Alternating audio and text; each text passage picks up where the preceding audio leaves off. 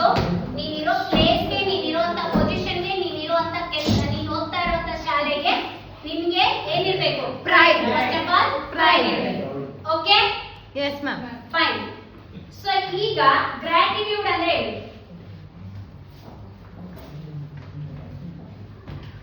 Respect what we give for the employees or for the students, teachers. Gratitude. ಅಮ್ಮ ನನಗೆ ಜಮ್ಮ ಕೊಟ್ರು. Gratitude.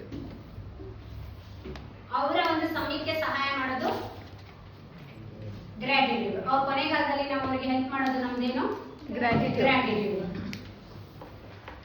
ನನ್ನ teacher ವರ್ಷ ಪೂರ್ತಿ ತುಂಬಾ ಚೆನ್ನಾಗಿ ಪಾಠ ಮಾಡಿದ್ರು ನನಗೆ.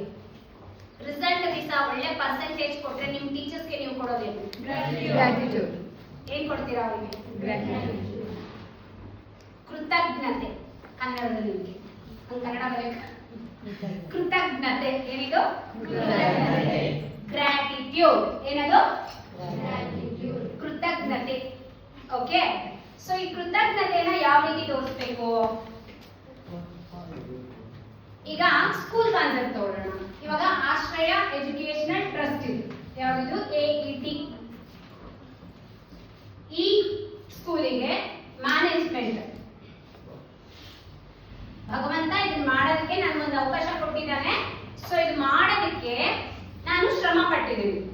ನಾನು ನನ್ನನ್ನ ಅಪ್ಗ್ರೇಡ್ ಮಾಡ್ಕೊಳ್ದಿರಾ ನಾನು ಮಾಡ್ಬಿಟ್ಟಿದ್ದೀನಿ, ಬಿಟ್ಬಿಟ್ಟಿದ್ದೀನಿ, ಟೀಚರ್ಸ್ ಮೇಲೆ ಬಿಟ್ಬಿಟ್ಟಿದ್ದೀನಿ, ಸ್ಟೂಡೆಂಟ್ಸ್ ಮಾಡ್ಕೋತಿದ್ದಾರೆ ಅಂತ ನನ್ನನ್ನ ನಾನು ಅಲ್ಲಿಗೆ ಸ್ಟಾಪ್ ಮಾಡ್ಕೊಂಡ್ರೆ ನಾನು ತೋರಿಸೋ ಗ್ರಾಟಿಟ್ಯೂಡ್ ಅದು ಶಾಲೆಗೆ, ಆ ಸ್ಕೂಲಿಗೆ?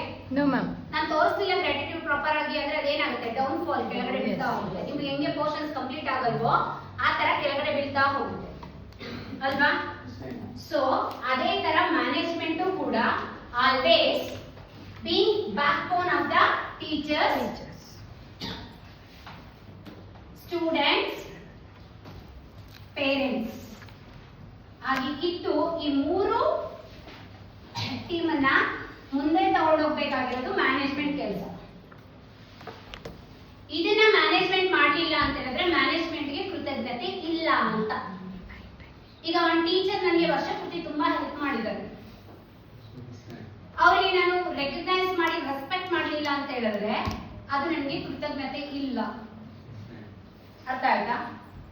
ಸೊ ಅದೇ ರೀತಿ ಒಂದು ಪೇರೆಂಟ್ ನನ್ನನ್ನು ನಂಬಿ ನಿಮ್ಮನ್ನ ತಂದು ಕೊಟ್ಟಿದ್ದಾರೆ, ನಿಮ್ಮನ್ನ ಪಾಸ್ ಮಾಡಿಸಿಲ್ಲ, ನನಗೆ ಕೃತಜ್ಞತೆ ಇರಲ್ಲ. ಒಂದು ಸ್ಟೂಡೆಂಟ್ ನ ಕೊಟ್ಟಿದ್ದಾರೆ, ಹಾಗೆ ಅವರಿಗೆ ರೆಸ್ಪೆಕ್ಟ್ ಕೊಡ್ಬೇಕು ಮೇಜರ್.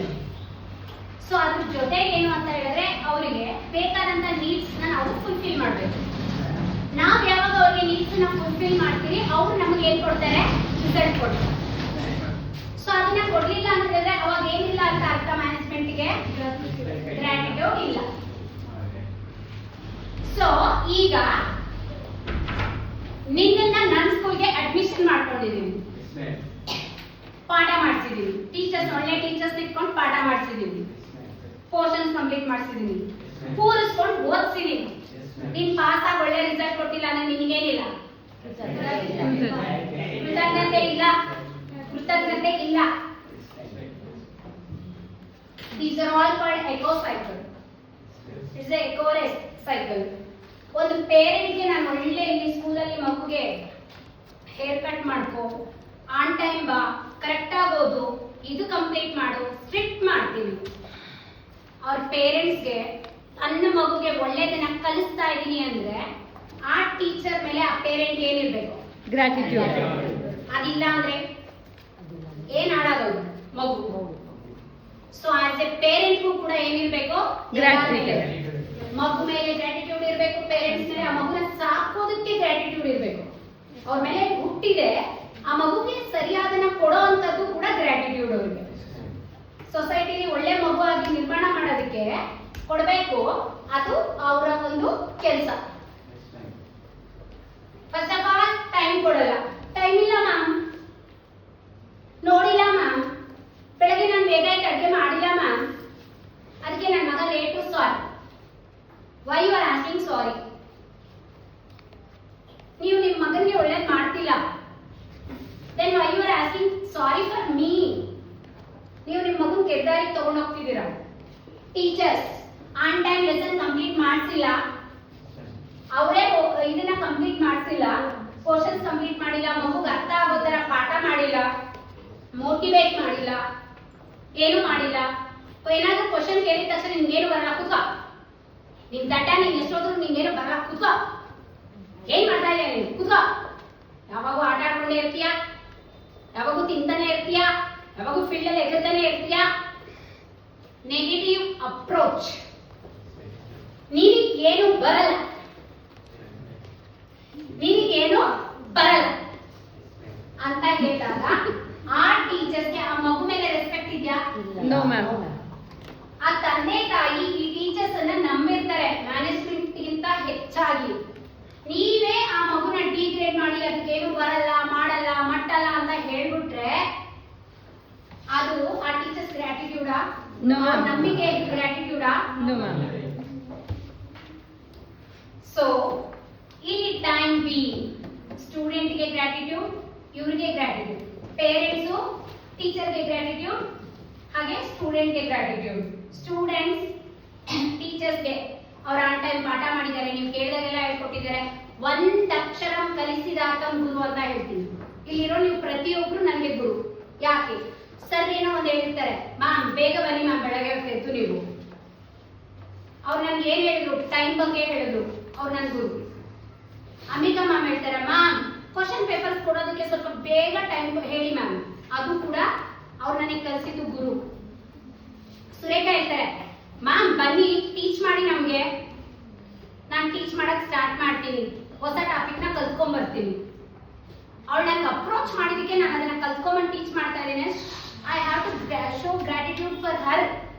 ನೀವು ಇಷ್ಟೊತ್ತು ಫ್ಯಾನ್ ಸಿಂಪಲ್ ಆಗಿ ಹೊಡ್ತಾ ಇದೆ, ಇಷ್ಟು ಜನ ಮಕ್ಕಳು ಟೀಚರ್ಸ್ ಕುತ್ಕೊಂಡಿರ್ತೀರಾ, ನಾನು ಹೇಳ್ತಾ ಇದ್ದೀನಿ, ಕುತ್ಕೊಂಡು ಕೇಳಿಸ್ಕೊತಾ ಇದ್ದೀರಲ್ಲ, ಅದಕ್ಕೆ ಗ್ರಾಟಿಟ್ಯೂಡ್. ನನಗೆ ನಾನು ಕೊಡ್ಬೇಕಾಗಿರೋದೇನು? ಗ್ರಾಟಿಟ್ಯೂಡ್. ಒಳ್ಳೆ ಮೆಸೇಜ್. ಎಕೋ ಸಿಸ್ಟಮ್ ಎಲ್ಲವೂ ಕೂಡ ಕೊಡ್ಬೇಕಾಗಿರೋದು ಟ್ರಸ್ಟಿಗೆ ಬೆಲೆ. ನಾವೆಲ್ಲ ನಮ್ಮ ಕೆಲಸಗಳನ್ನ ಕರೆಕ್ಟ್ ಆಗಿ ಮಾಡಿದ್ವಿ ಅಂದ್ರೆ ಈ ಟ್ರಸ್ಟಿಗೆ ಅದರದೇ ಆದಂತ ಪ್ರೈಡ್ ಬೆಳೀತಾ ಹೋಗುತ್ತೆ. ನನ್ನ ಶಾಲೆ ಇವಾಗ ಅನುರಾಧ ಮ್ಯಾಮ್ ಇದ್ದಾರೆ, ಅವ್ರ ಮನೆಗೆ ಒಂದು 10 ಜನ ಟ್ಯೂಷನ್ ಮಕ್ಕಳು ಹೋಗ್ತಿದ್ದಾರೆ. ಇಫ್ ಶಿ ಇಸ್ ಸೇಯಿಂಗ್ ಏ ಬೇಡ ನಮ್ಮ ಸ್ಕೂಲ್ಗೆ ಏನ್ ಬೇಡ, ನೀವೇನ್ ನಮ್ಮ ಸ್ಕೂಲ್ಗೆ ಕಳಿಸ್ತೀರಾ, ಬೇಡ ಮ್ಯಾಮ್ ಬೇರೆ ಕಡೆ ಹಾಕಿ ಅಂತ ಇವಾಗ ಅನುರಾಧ ಮ್ಯಾಮ್ ಹೇಳಿದ್ರು ಅಂದ್ರೆ ಅವ್ರಿಗೆ ಅವ್ರ ಮೇಲೆ ರೆಸ್ಪೆಕ್ಟ್ ಇಲ್ಲ, ಯಾಕಂದ್ರೆ ಅವ್ರು ಇಲ್ಲಿ ವರ್ಕ್ ಮಾಡ್ತಿದ್ದಾರೆ. ಸೊ ಅಂತ ಸ್ಕೂಲಲ್ಲಿ ಕೆಲಸ ಮಾಡ್ತಾ ಇರುವಂತ ಆ ಟೀಚರ್ಗೆ ಅವ್ರು ಕಳಿಸ್ತಿದಾರಲ್ಲ ಮಕ್ಕಳನ್ನ, ಆ ತಂದೆ ತಾಯಿಗೆ